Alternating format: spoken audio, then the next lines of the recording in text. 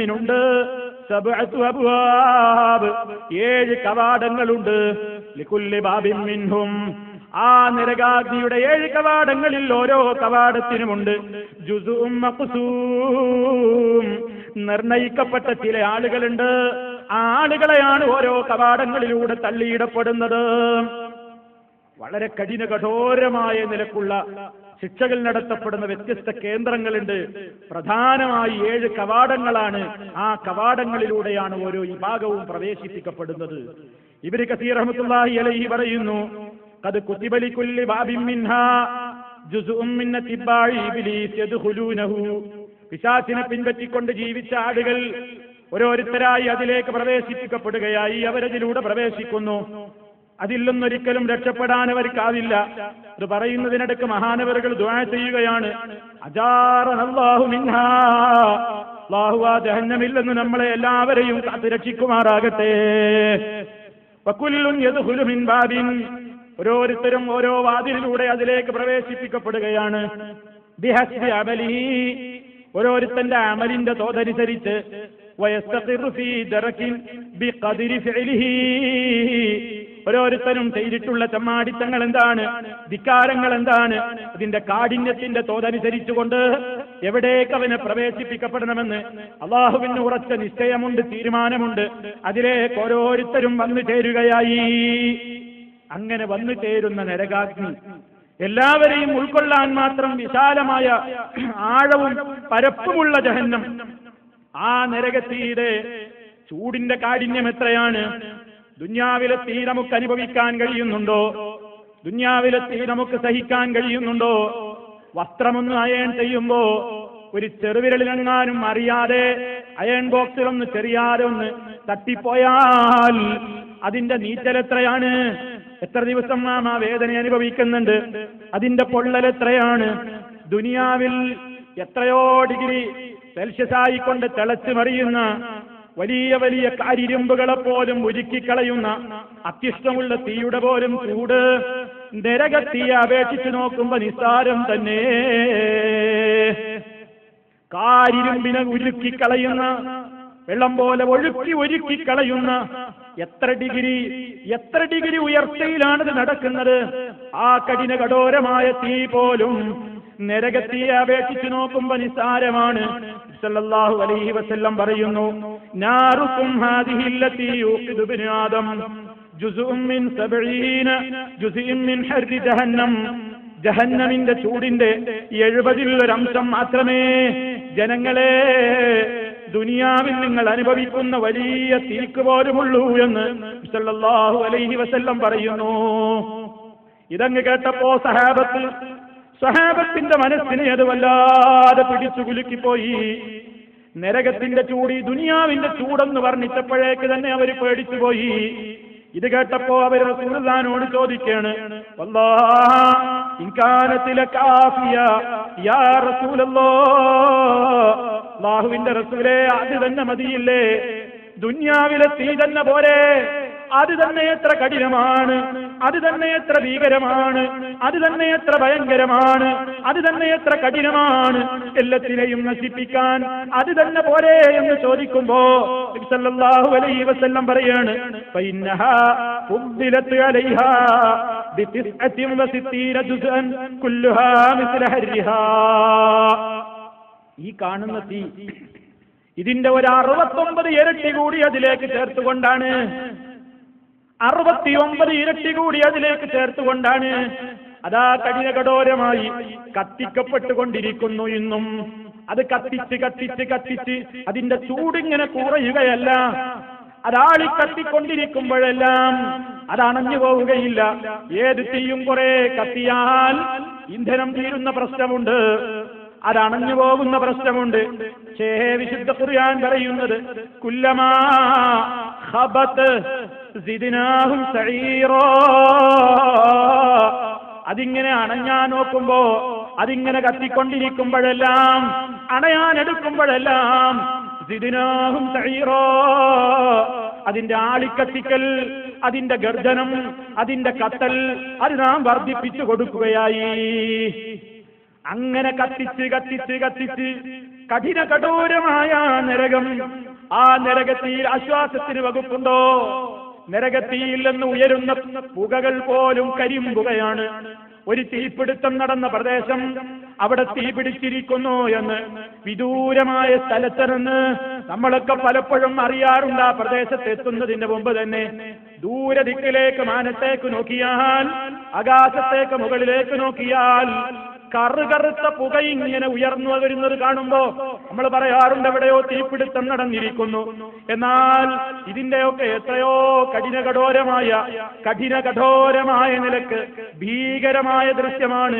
അതിൽ നിന്നുയരുന്ന കരിമ്പുകയാണ്. രോമകൂപങ്ങളെ തുളച്ചു കയറുന്ന ഉഷ്ണക്കാറ്റാണ് അടിക്കുന്നത്. സമൂഹമാണ്. രോമകൂപങ്ങളെപ്പോലും തുളച്ചു കയറാൻ മാത്രം ശേഷിയുള്ള അത്യുഗ്രമായ ഉഷ്ണമുള്ള ഉഷ്ണക്കാറ്റുമാണ് തീക്ക് പുറമേ അതിലടിച്ചു വീശുന്നത്. ചുട്ടുതിളക്കുന്ന അത്യുഷ്ണമായ ജലമാണ് അവിടെ തിളച്ചു മറിയുന്നത്. എന്താണ് വർണ്ണിക്കാൻ നമുക്ക് കഴിയുമോ? വിശദീകരിക്കാനാകുമോ? അല്ലാഹു റബ്ബുൽ ആലമീൻ പറഞ്ഞത് നമുക്ക് വിവരിക്കാൻ പോലും കഴിയാത്തത്ര വളരെ ഭീകരമാണ്. വൻ കെട്ടിട സമാനമായ, അതല്ലെങ്കിൽ മഞ്ഞവർണ്ണത്തിലുള്ള ഒട്ടകക്കൂട്ടങ്ങൾ ഇങ്ങനെ മാനത്തേക്ക് പാറുകയാണോ? മഞ്ഞവർണ്ണത്തിലുള്ള ഒട്ടകങ്ങളുടെ ഒട്ടകമെന്നല്ല, കന്നഹു ജിമാലത്തുൻ സുഫർ, മഞ്ഞവർണ്ണത്തിലുള്ള ഒട്ടകങ്ങളുടെ കൂട്ടങ്ങൾ മാനത്തേക്ക് വാരി വിതറപ്പെട്ടിരിക്കുകയാണോ എന്ന് നോക്കുന്നൊരു മനുഷ്യന് തോന്നുന്ന നിലക്ക് ജഹന്നമദാദിന്റെ തീപ്പൊരിയാണ് എറിയുന്നത്. ഇന്നഹാ തർമീ ബിശറരിൻ കൽ ഖസർ, കോട്ടകൾക്ക് സമാനമായ വമ്പിച്ച കെട്ടിടങ്ങളെ പോലെ തോന്നിക്കുന്ന നിലക്ക് ഒരു തീപ്പൊരിയെ കുറിച്ചാ വർണ്ണിക്കുന്നത്. ആ നരകം അതായെടുത്തെറിയുകയാണ് നരകത്തിയിൽ നിന്ന്. അതിൽ നിന്ന് പാറിപ്പുറത്തേക്ക് വരുന്ന ഒരു തീപ്പൊരി അതാ കൊട്ടാരം പോലെ, കോട്ടകളെ പോലെ, വമ്പിച്ച കെട്ടിടങ്ങളെ പോലെ, കന്നഹു ജിമാലത്തുൻ സുഫർ, മഞ്ഞ നിറത്തിലുള്ള ഒട്ടകക്കൂട്ടങ്ങൾ ഇങ്ങനെ വാരിച്ചതറി മാനത്തേക്ക് എറിയപ്പെട്ടിരിക്കുകയാണോ എന്ന് തോന്നിപ്പിക്കുന്ന നിലക്കാണ് ഭീകരമായ അതിന്റെ തീ എന്നല്ല, നരകം പുറത്തേക്ക് വിടുന്ന ഒരു തീപ്പൊരിയെ സംബന്ധിച്ച്, നരകമെറിയുന്ന ഒരു തീപ്പൊരിയെ സംബന്ധിച്ച് വിശുദ്ധ ഖുർആൻ അങ്ങനെയാണ് വർണ്ണിച്ചിരുന്നത്. അതിലേക്ക് പ്രവേശിപ്പിക്കപ്പെട്ടവർക്കുള്ള ഭക്ഷണമോ, എന്താണതിൽ കുടിക്കാൻ കൊടുക്കുന്നത്, എന്താണതിൽ ഭക്ഷിക്കാൻ കിട്ടുന്നത്? നരകവാസികൾക്കും ജഹന്നം മധ്യവാസികൾക്കും ഉണ്ടല്ലോ ത്വആമും ശറാബും ഒക്കെ. ശുദ്ധ ഖുർആൻ ഒരുപാട് സ്ഥലത്ത് പറഞ്ഞിട്ടുണ്ട്. എല്ലാം വിവരിക്കാൻ നമുക്ക് സമയമില്ല, നമുക്ക് സാധ്യവുമല്ല. അല്ലാഹു പറഞ്ഞു, ഒരു വചനം കേൾപ്പിക്കട്ടെ. ഇന്ന ശജറത്തസ് സഖൂം, തീർച്ചയായും സഖൂം എന്ന ഒരു വൃക്ഷമുണ്ട് നരകത്തിൽ. സഖൂം വൃക്ഷം. സാധാരണഗതിയിൽ തീ എന്ന് പറയുന്നത് വിറകിനെ കരിക്കാനുള്ളതാണ്. അതേ അവസരത്തിൽ അതാ നരകാഗ്നിയിൽ മുളപൊട്ടുന്ന ഒരു വൃക്ഷമുണ്ട്. ആ വൃക്ഷത്തെ പരിചയപ്പെടുത്തിയപ്പോ അബൂജഹിൽ പരിഹസിച്ച് ചിരിച്ചിട്ടുണ്ട്, ഉത്ബത്ത് ചിരിച്ചിട്ടുണ്ട്, ശൈബത്ത് പരിഹസിച്ചിട്ടുണ്ട്. അത് പാപികൾക്കൊരു പരീക്ഷണം തന്നെയാണെന്ന് അല്ലാഹ് അതിനാൽ തന്നെ പറഞ്ഞിട്ടുമുണ്ട്. എന്നാൽ വിശ്വാസികളതാ ധീരയോടുകൂടെ കേൾക്കേണ്ട വചനമാണ്. ഇന്ന ശജറത്തസ് സഖൂം, ആ സഖൂം എന്ന വൃക്ഷം ത്വആമുൽ അസീം, അത് പാപികൾക്കുള്ള ഭക്ഷണമാണ്, പാപം ചെയ്യുന്ന ആളുകൾക്കുള്ള ഭക്ഷണമാണ്. കൽമുഹ്ലി യഗ്ലി ഫിൽ ബുത്തൂൻ, അത് കഴിക്കുന്ന മനുഷ്യന്റെ സ്ഥിതി എന്താണ്? അത് എണ്ണക്കീടം പോലെ, അതല്ലെങ്കിൽ കറുത്ത എന്തോ ഒരു ദ്രാവകമായിക്കൊണ്ട് വയറ്റിലേക്ക് അവൻ കഴിക്കുമ്പോഴേക്ക് വയറ്റിലെത്തി കഴിഞ്ഞാൽ അതങ്ങനെ തിളച്ചൂരുകയാണ്. കഗല്ലിൽ ഹമീം, അത്യുഷ്ടജലമുള്ള തീവെള്ളം, ആ തീവെള്ളം അങ്ങനെ തിളച്ചുരുകി മറിയും പോലെ ഈ ഭക്ഷണം കഴിച്ച മനുഷ്യന്റെ വയറിൽ അതങ്ങനെ കത്തിച്ചൊലിക്കുകയാണ്, ഉരുകിയൊലിക്കുകയാണ്. അവസരത്തിൽ മലക്കുകളോട് അല്ലാഹുവിന്റെ ഓർഡറുണ്ട്, പിടിക്കൂ അവനെ ഇനിയും. അവനെന്താ പുറത്തു വരാനൊരു ശ്രമമുണ്ടോ? അവനെന്താ ഒന്ന് ഇങ്ങോട്ടൊന്ന് കരക്കെടുക്കണമെന്ന് തോന്നുന്നുണ്ടോ? പിടിക്കൂ അവനെ. ഖുദൂഹു ഫഅ്തിലൂഹു ഇലാ സവാഇൽ ജഹീം, ഇലാ സവാഇൽ ജഹീം, നരകത്തിയുടെ മധ്യത്തിലേക്ക് അവനെ പിടിച്ചു വലിച്ചെറിയൂ. എന്നിട്ടോ അവനൊന്ന് ആസ്വദിക്കട്ടെ. അവൻ വലിയ നേതാവായിരുന്നില്ലേ? അല്ലാതെ വ്യാഖ്യാനിച്ച് നടന്നവനല്ലേ? ശിർക്ക് ചെയ്തവനല്ലേ? അതുപോലെ തന്നെ പലിശ വാങ്ങിയവനല്ലേ, വ്യഭിചാരത്തിന് പോയവനല്ലേ, ഹറാം ചെയ്തവനല്ലേ, ഹറാമായ മാർഗത്തിലൂടെ ജീവിച്ചവനല്ലേ, അല്ലാഹുവിന്റെ റസൂലിന് വെറുപ്പുള്ള കാര്യങ്ങൾ തന്നെ ചെയ്തവനല്ലേ, ദുനിയാവിന്റെ ഇഷ്ടത്തിന് വേണ്ടി കാര്യങ്ങൾ എന്തൊക്കെ ഇസ്ലാമികമായ നിയമങ്ങളൊക്കെ എന്തൊക്കെ പഠിച്ചിട്ടും അറിഞ്ഞിട്ടും കേട്ടിട്ടുമൊക്കെ അതൊക്കെ എനിക്കുൾക്കൊള്ളാൻ കഴിയുന്നത് മാത്രമേ ഞാൻ ഉൾക്കൊള്ളൂ എന്ന് പറഞ്ഞ് സർവ്വതും തള്ളിക്കളഞ്ഞു വലിയ മാന്യനായി ഒരു അന്തസ്സുള്ളവനായി ജീവിച്ചവനല്ലേ. കൊണ്ടുപോയി നിർത്തൂ നരകത്തിലുള്ളവനെ. എന്നിട്ടെന്താ ചെയ്യേണ്ടത്? നിൽക്കുന്നതോ തീയിലാണ്, അടിച്ചു വീശുന്നതോ ചൂടുകാറ്റാണ്, കുടിപ്പിക്കപ്പെടുന്നതോ കടുത്ത പാനീയമാണ്, കഴിപ്പിക്കുന്നതോ ഏറ്റവും തിളച്ചു മറിയുന്ന ഭക്ഷണമാണ്. ആ ഘട്ടത്തിൽ ശിക്ഷക്ക് മീതെ ശിക്ഷ എന്ന നിലക്ക് മലക്കുകളോട് ഈ മനുഷ്യനെ പിടിച്ചു നിർത്തിയിട്ട് എന്താ ചെയ്യാൻ പറയുന്നത്? സുമ്മ സുബ്ബൂ മിൻ ഫൗഖ റഅസിഹി മിൻ അദാബിൽ ഹമീം. ആ മനുഷ്യനെ ഞങ്ങൾ നിർത്തിയിട്ട് അവന്റെ തലക്ക് മീതെ, അവന്റെ തലയുടെ മുകളിലൂടെ ചുടുവെള്ളം ഒഴിക്കൂ.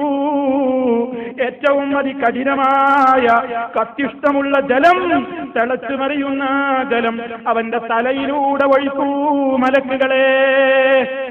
അല്ലാഹുവിന്റെ ഓർഡറാണ്. മലക്കുകൾക്ക് പിന്നെ താമസമുണ്ടോ? മലക്കുകൾക്ക് പിന്നെ ആ കൽപ്പന നടപ്പിലാക്കാൻ താമസമുണ്ടോ? അതാ എന്നിട്ട് എന്താ പറയുന്നത്? ഈ മനുഷ്യൻ അട്ടഹസിക്കുകയാണ്, അവൻ കരയുകയാണ്, ആർത്തു വിളിക്കുകയാണ്. ആര് കേൾക്കാനാണ് അവന്റെ അട്ടഹാസം? ആരുണ്ടവന്റെ കാര്യങ്ങൾക്ക് പാവം തോന്നാൻ, സഹതാപം തോന്നാൻ?